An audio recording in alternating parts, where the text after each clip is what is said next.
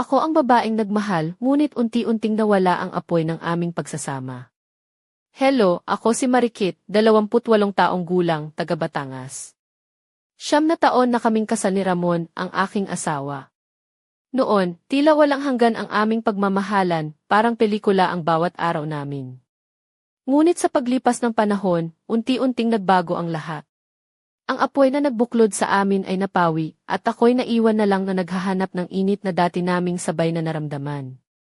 Lumaki ako sa isang tahimik na baryo sa Batangas, kung saan ang buhay ay simple, ngunit punong-puno ng saya. Nakilala ko si Ramon noong kami ay nasa kolehiyo pa lamang sa Lipa City. Siya ang unang lalaki na nagpatibok ng puso ko, at pangarap ko na makasama siya habang buhay. Nang kami magpakasal, akala ko'y magiging perpekto ang lahat, may bahay, anak, at pamilya na puno ng pagmamahalan. Ngunit hindi naging ganoon. Sa simula, kahit na mahirap ang buhay, pilit naming pinananatili ang init ng aming pagsasama. Ngunit habang tumatagal, unti-unting naging malayo si Ramon. Palaging late na bumabalik sa bahay, pagod at tahimik. Ang mga usapan namin ay naging maikli at kulang sa damdamin. Ang dating masayang sabayan naming hapunan ay naging malamig at tahimik na bahagi na lamang ng araw. Ako'y naghanap ng mga paraan para mapunan ang puwang sa puso ko. Nag-ensayo ako ng sayaw, nagbasa ng mga libro, nakipagkita sa mga kaibigan, pero walang nakapawi sa lungkot na unti-unting sumisirit sa loob ko. Sa kabila ng lahat, nagtitiis kami para sa aming 2 anak at sa magandang bahay na aming pinagsikapan. Ngunit sa likod ng mga ngiti at maayos na buhay sa labas, alam kong may isang bagay na unti-unting namamatay sa pagitan namin ni Ramon. Ang aming relasyon ay naging parang isang lihim na sakit na hindi namin sinasabi.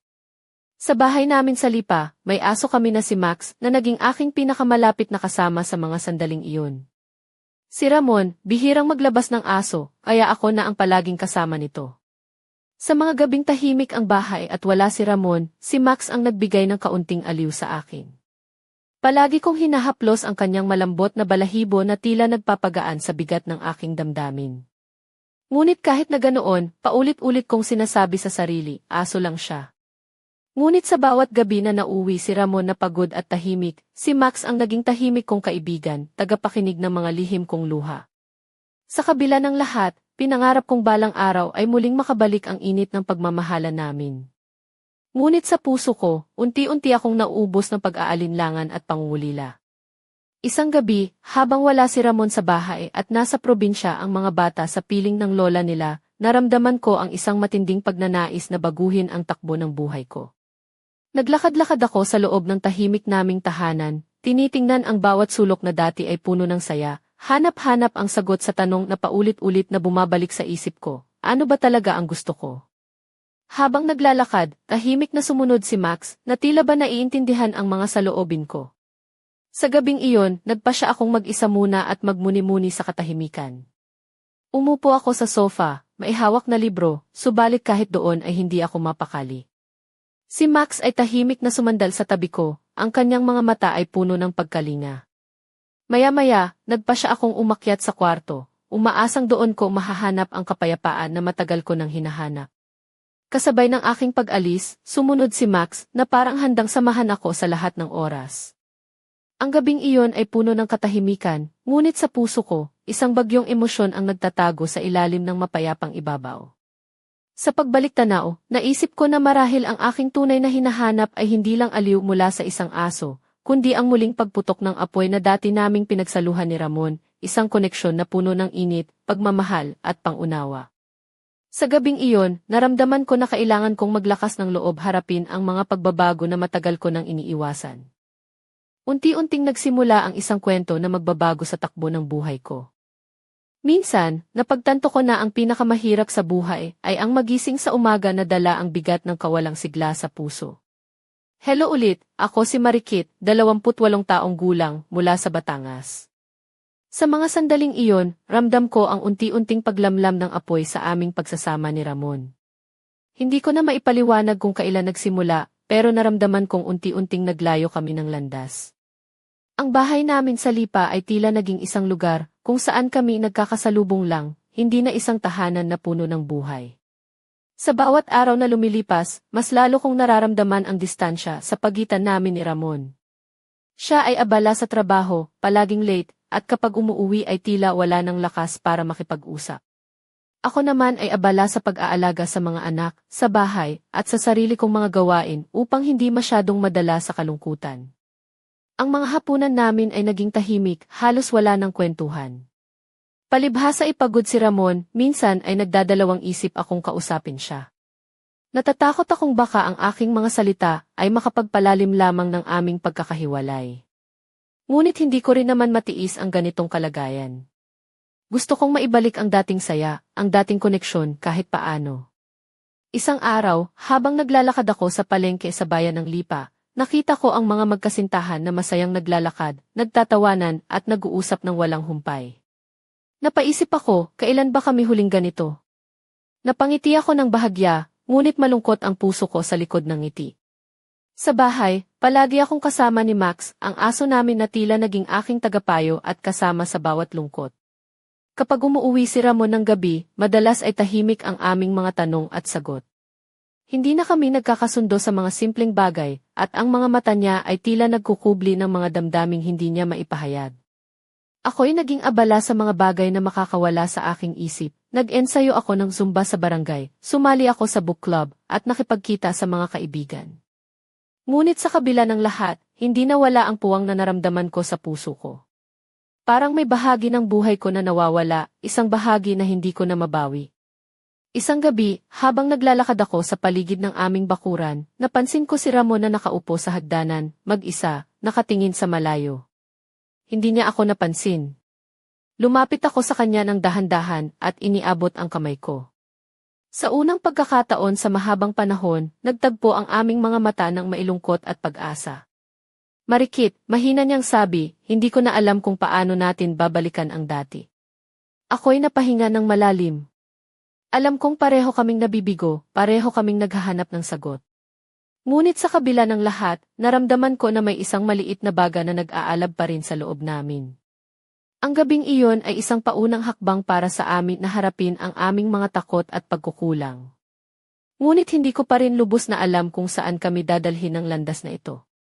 Habang si Max ay tahimik na nagpapahinga sa tabi namin, naisip ko na marahil ang pinakamahalaga ay hindi ang perpektong kwento, kundi ang katapangan na harapin ang bawat araw at ang bawat pagsubok ng magkasama, kahit na tila mahirap pa ang bukang liwayway. Ngunit ang tanong ko sa sarili ko, maaari pa bang bumalik ang init na nawala?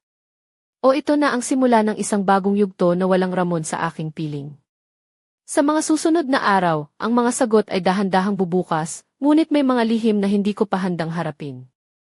Ang bawat araw ay may dalang bagong tanong, at ang puso ko ay naglalakbay sa gitna ng pag-asa at pangamba. Kamusta? Ako si Marikit, 28 taong gulang mula sa Lipa City. Matapos ang gabing iyon sa hagdanan, nagsimula akong mas lalong pagmasdan ang bawat detalye ng aming buhay ni Ramon.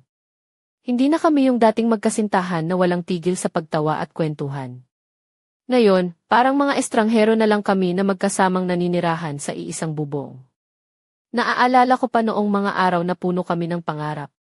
Siya, si Ramon, ay palaging may ngiti sa labi at ako'y nadadala sa kanyang mga kwento. Ngunit ngayon, ang mga ngiti niya ay bihirang makita at ang mga kwentuhan namin ay napakapayak, halos purod kamusta ka lang ang palitan namin. Isang araw, habang nag-aayos ako ng mga gamit sa sala, napansin kong may mga lumang litrato kami ng pamilya na nakatago sa isang kahon sa ilalim ng mesa. Kinuha ko ito at inilipat sa mesa, pinagmamasdan ang mga larawan ng aming kasal, mga panahong masaya kami kasama ang mga anak, at mga sandaling magkahawak kamay kami habang naglalakad sa tabing dagat ng Nasugbu. Habang tinitingnan ko ang mga ito, napuno ako ng halo-halong damdamin, kasiyahan, lungkot at pag-aalala. Paano nga ba namin nawala ang init na dati naming tinatamasa? Paano kami naging ganoon kalayo sa isa't isa?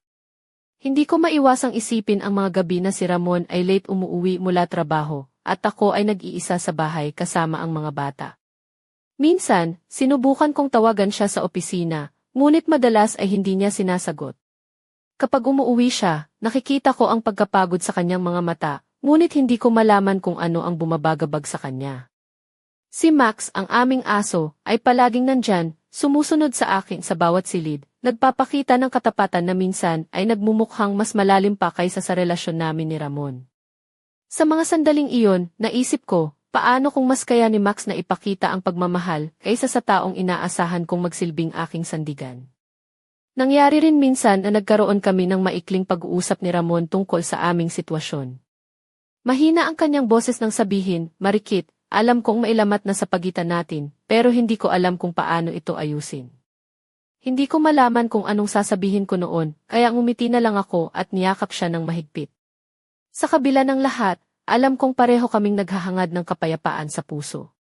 Subalit sa kabila ng mga pagsisikap, unti-unting lumalalim ang lamat. Nagsimula akong magtanong sa sarili kung sapat pa ba ang aming pagmamahalan para pagtagumpayan ang mga pagsubok, o kung ang lahat ng ito ay isang paalam na palihim na dumating sa amin. Isang gabi, habang nagbabasa ako ng libro sa sala, napansin kong mailihim na sulat na nakatago sa ilalim ng unan ni Ramon. Hindi ko ito agad binasa, ngunit ang pagkakaroon nito ay nagbigay sa akin ng kakaibang kaba at kuryosidad. Ano kaya ang laman ng lihim na iyon? Habang si Max ay tahimik na nakahiga sa tabi ko, naramdaman kong ang aming buhay ay unti-unting papalapit sa isang malaking pagbabago. Isang pagbabago na hindi ko pa handang harapin, ngunit alam kong hindi ko na rin maaaring pigilan.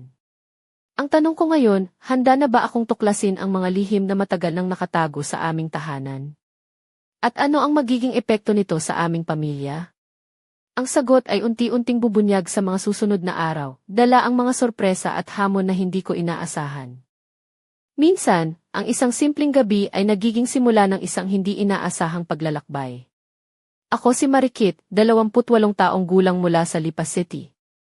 Isang gabi, habang tahimik ang buong bahay at natutulog na ang mga bata, napagpasyahan kong tahakin ang landas ng mga tanong na matagal ko nang itinago sa puso.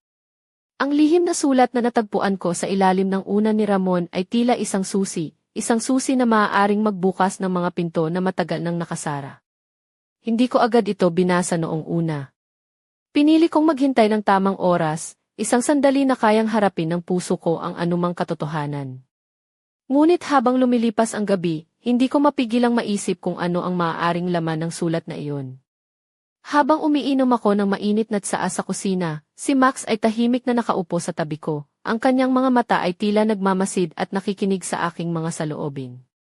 Nakaramdam ako ng kakaibang kaginhawaan sa presensya niya, na para bang siya lang ang naiintindihan ang bigat ng aking nararamdaman. Sa wakas, naglakas loob akong buksan ang sulat. Ang mga letra ay maingat na isinulat, ngunit ang laman nito ay nagdulot ng isang halo ng sorpresa at takot sa akin. Ang sulat ay mula kay Ramon, isang lihim na sulat na hindi niya naipadala sa akin. Sa mga salita niya, ibinukas niya ang damdamin na matagal niyang itinatago, ang kanyang mga pangamba, ang kanyang pakikipaglaban sa sarili, at ang malalim na kalungkutan na nararamdaman niya sa loob ng aming relasyon. Hindi ko inaasahan na maririnig ko mula sa sulat ang kanyang pag-amin na nararamdaman din niya ang distansya na namamagitan sa amin, ngunit hindi niya alam kung paano ito ayusin. Sinabi niya na nais niyang magbago, ngunit takot siyang masaktan pa lalo ako o ang aming pamilya. Habang binabasa ko, hindi ko mapigilang maiyak. Hindi dahil sa galit o sama ng loob, kundi dahil sa bigat ng damdaming matagal na naming pinipigil. Ang sulat ay naging isang salamin ng aming mga puso, dugo ng sugat na kailangang paghilumin. Nang matapos kong basahin, nilapitan ko si Max at hinaplos ang kanyang ulo. Sa kanya ko naramdaman ang isang uri ng pagmamahal na simple, totoo at walang kondisyon. Parang siya ang tanging nilalang na tunay na nakakaunawa sa aking mga lihim na pangamba. Sa gabing iyon, napagtanto ko na ang tunay na hamon ay hindi ang pagkakaroon ng problema, kundi ang pagtanggap at paghahanap ng lakas upang harapin ito ng magkasama. Habang nakahiga ako sa kama, ramdam ko ang bigat ng mga susunod na hakbang. Paano ko sasabihin kay Ramon na nabasa ko ang sulat? Ano ang magiging reaksyon niya? At higit sa lahat, handa ba kaming dalawa na baguhin ang aming buhay para sa aming pamilya? Ang mga tanong na ito ay patuloy na umiikot sa isip ko, habang si Max ay tahimik na nakahiga sa aking tabi, handang samahan ako sa anumang mangyari. Ang gabi ay puno ng pag-asa at pangamba, isang gabi na magbubukas ng isang bagong kabanata sa aming kwento, na puno ng mga lihim, pag-ibig, at mga pagsubok na hindi pa namin nalalampasan. Ang gabi ay nagmistulang isang entablado kung saan kami ni Ramon ay parehong tinatanggap ang mga lihim ng aming puso. Ako si Marikit, 28 taong gulang, mula sa Lipa City. Matapos kong basahin ang lihim na sulat ni Ramon, alam kong hindi na ako maaaring manatiling tahimik. Kailangan naming pag-usapan ang mga bagay na matagal na naming iniiwasan, ang mga sugat na hindi namin nilapatan ng lunas. Kinabukasan, habang naghahanda ako ng almusal sa kusina, nakita ko si Ramon na tahimik ding naglalakad papasok ng bahay. Ang mga mata niya ay may kakaibang lungkot, ngunit may halong pag-asa. Hindi namin sinimulan ang pag-uusap ng direkta. Nagkasabay kami sa pagpapakain kay Max at sa pag-aasikaso sa mga bata. Ngunit ramdam ko na ang bawat kilos namin ay may dalang bigat, naghihintay ng tamang sandali para sumabog. Nang matapos ang mga gawain sa umaga, naupo kami sa maliit na mesa sa likod ng bahay, sa ilalim ng lilim ng puno ng mangga. Ang hangin ay malambing, ngunit ang aming mga puso ay puno ng tensyon. Marikit, mahina niyang panimula, nabasa mo ba ang sulat ko? Tumango ako, hindi ko na kailangan pang magsalita. Alam kong ang mga salita ay mahirap sabihin, ngunit kailangan naming harapin ang katotohanan. Ramon, gusto kong malaman mo na naiintindihan ko ang mga nararamdaman mo, sabi ko, habang hinahawakan ang kanyang mga kamay. Hindi tayo perpekto, pero gusto kong subukan nating ayusin ang lahat, para sa atin at para sa mga anak natin. Sa unang pagkakataon sa mahabang panahon, nakita ko ang luha sa kanyang mga mata. Marikit, natatakot ako, wika niya, natatakot akong baka hindi na tayo muling maging masaya. Pero ayokong mawalan tayo ng pag-asa. Nagtagpo ang aming mga puso sa isang tahimik na pangako, isang pangakong magsisikap kami upang muling buuin ang nasirang tulay ng aming pag-ibig. Sa mga sumunod na araw, nagsimula kaming maglaan ng oras para sa isa't isa. Naglakad kami sa parke sa bayan ng Lipa, nagkwentuhan habang pinagmamasdan ang paglubog ng araw. Unti-unti, naibalik namin ang dating samahan, bagamat may mga sandali pa rin na nadarama namin ang bigat ng nakaraan. Si Max ay naging saksi sa mga pagbabagong ito. Palagi siyang kasama namin, nagpapakita ng suporta sa kanyang tahimik na paraan. Sa bawat sandaling kami nagkakasama, parang siya ang nagbabantay sa aming bagong simula. Ngunit sa kabila ng mga pagsisikap, may mga bagay na hindi pa rin malinaw, mga tanong na patuloy na bumabalik sa isip ko. Ano ba talaga ang nangyari kay Ramon sa mga nakaraang taon? Bakit tila may mga lihim pa siyang hindi binubunyag? Ang aming kwento ay unti-unting bumabalik sa tamang landas, ngunit may mga aninong patuloy na sumusunod sa amin, naghihintay na muling sumiklab. Habang pinagmamasdan ko si Ramon na nakangiti sa akin, alam kong ang laban ay hindi pa tapos. Ang aming pagsasama ay parang apoy na kailangang alagaan, ngunit paano kung may apoy na nagtatago sa dilim? Ang susunod na kabanata ng aming buhay ay puno ng pag-asa, ngunit may mga lihim pa rin kailangang tuklasin. At ang mga lihim na iyon ay magdadala sa amin sa isang pagbabago na hindi namin inaasahan. Minsan, ang pinakamalalim na sugat ay hindi nakikita, ngunit ramdam sa bawat tibok ng puso. Ako si Marikit, 28 taong gulang, mula sa Lipa City. Sa mga araw na lumipas mula ng aming pag-usapan ni Ramon ang lihim na sulat, naging mas bukas kami sa isa't isa, subalit may mga tanong na nanatiling nakabaon sa aming mga puso. Habang naglalakad kami sa tabing dagat ng Nasugbu isang hapon, pinilit kong itanong ang mga bagay na matagal ko nang gustong malaman. Ramon, ano ba talaga ang nangyari noon? Bakit nag-iba ang lahat? Bakit tila naglaho ang lalim ng pagmamahalan natin? Napatingin siya sa malayo, ang dagat na kumikislap sa sikat ng araw ay tila salamin ng kanyang mga iniisip. Hindi ito madali, Marikit, sagot niya, may mga pagkakataon na nadapa ako sa mga bagay na hindi mo alam. Mga problema sa trabaho, mga tukso, at mga pangamba na hindi ko masabi. Tumingin siya sa akin ng maihalong pagsisisi at lungkot. Hindi ko sinasadya na mapasama ang loob mo. Nais kong malaman mo na mahal kita, pero hindi ko na alam kung paano ipakita iyon sa tama. Napaluha ako, hindi dahil sa galit, kundi dahil sa bigat ng kanyang mga salita. Sa mga sandaling iyon, naintindihan ko na ang aming pagsubok ay hindi lamang tungkol sa aming relasyon, kundi pati na rin sa mga laban na dinadala niya sa sarili. Nang bumalik kami sa bahay, napansin kong mas naging maingat siya sa kanyang mga kilos. Unti-unti, nagkaroon kami ng mga sandaling puno ng tawa at kwentuhan, ngunit ang anino ng nakaraan ay hindi pa rin tuluyang nawala. Si Max, ang aming aso, ay patuloy na naging tahimik na tagapayo sa aming mga gabi. Kapag kami nag-aaway o tahimik na nagsasalo, siya ang naglalapit sa amin, nagpapakita ng walang kondisyong pagmamahal. Ngunit sa kabila ng mga pag-usap at pagkakaintindihan, may isang bagay na hindi pa rin maalis sa aking isipan, isang lihim na tila bumabalot sa buhay ni Ramon, isang lihim na hindi niya kayang ibahagi. Isang gabi, habang si Ramon ay natutulog, napansin kong may kakaibang tawag sa kanyang telepono na palihim niyang sinagot. Hindi ko sinubukang makialam noon, ngunit ang pag-ugali niya ay nagdulot ng pagdududa sa akin. Sa puso ko, naramdaman kong ang aming pagsasama ay parang isang pelikula na may mga eksenang hindi ko pa nakikita.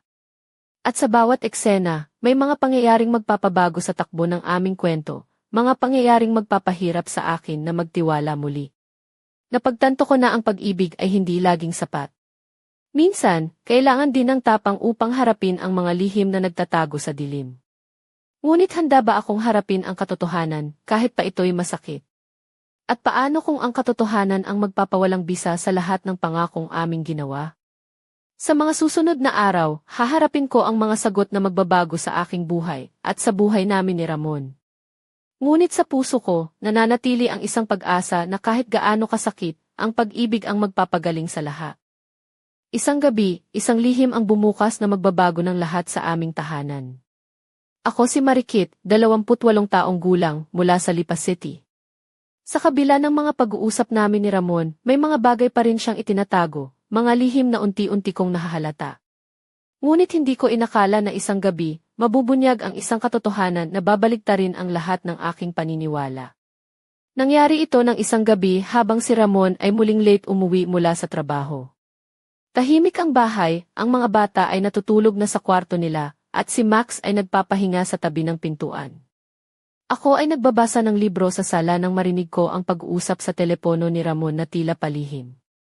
Hindi ko maintindihan ang mga salitang binibitawan niya, ngunit ramdam ko ang bigat at tensyon sa kanyang boses.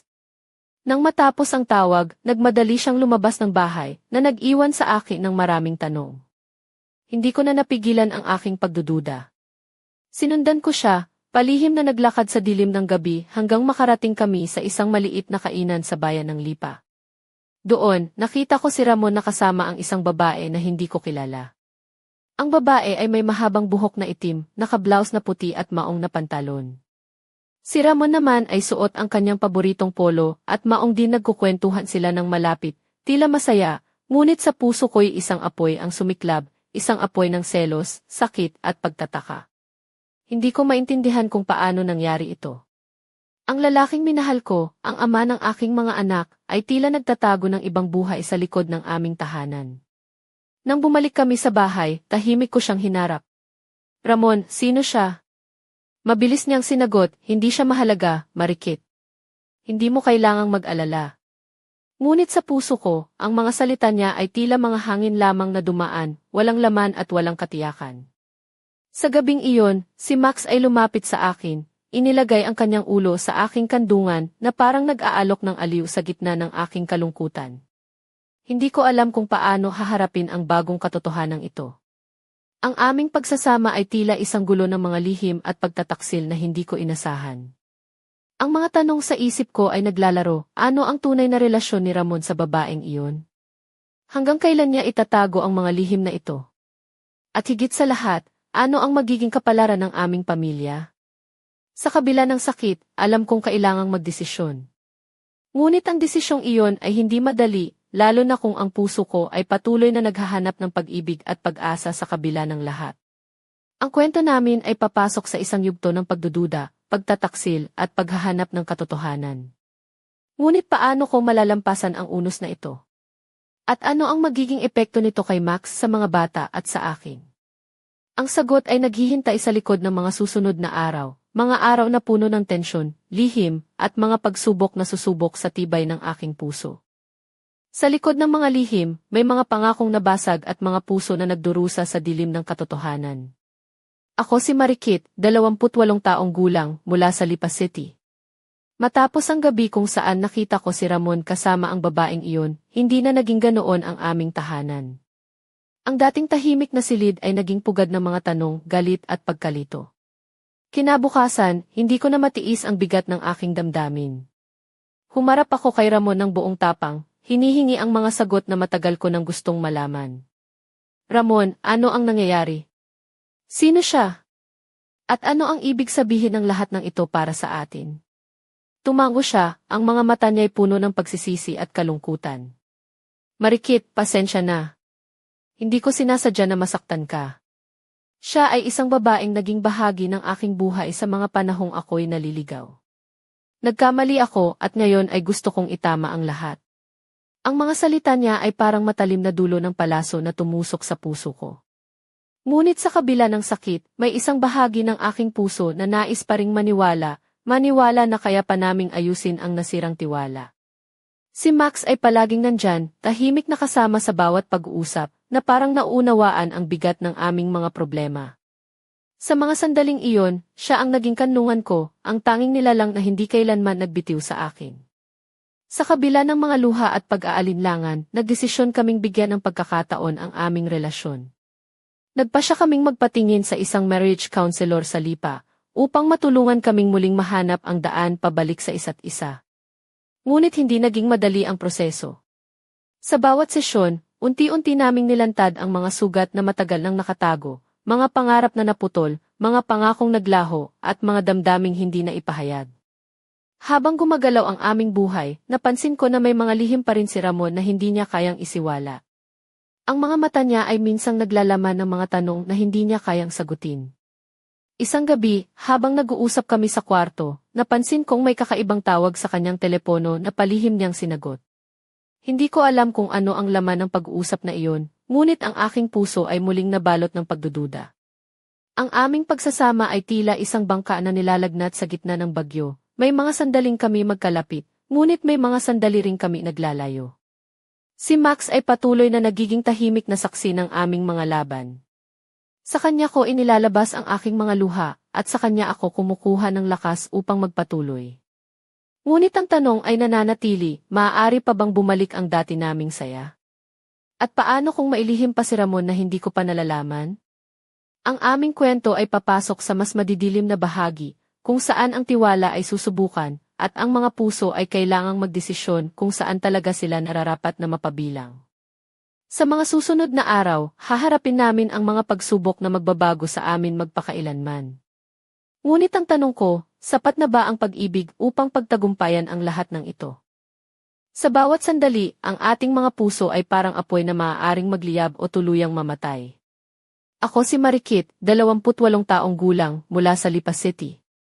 Sa gitna ng mga pagsubok na dinaranas namin ni Ramon, naramdaman ko ang bigat ng bawat desisyon na kailangang gawin.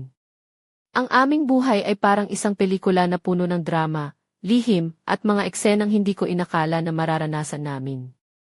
Ang mga araw ay nagiging mas mahirap, puno ng hindi pagkakaunawaan at pag-aalinlangan.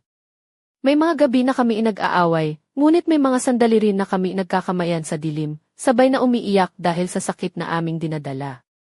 Si Max, ang aming matapat na aso, ay tila naiintindihan ang bawat emosyon namin.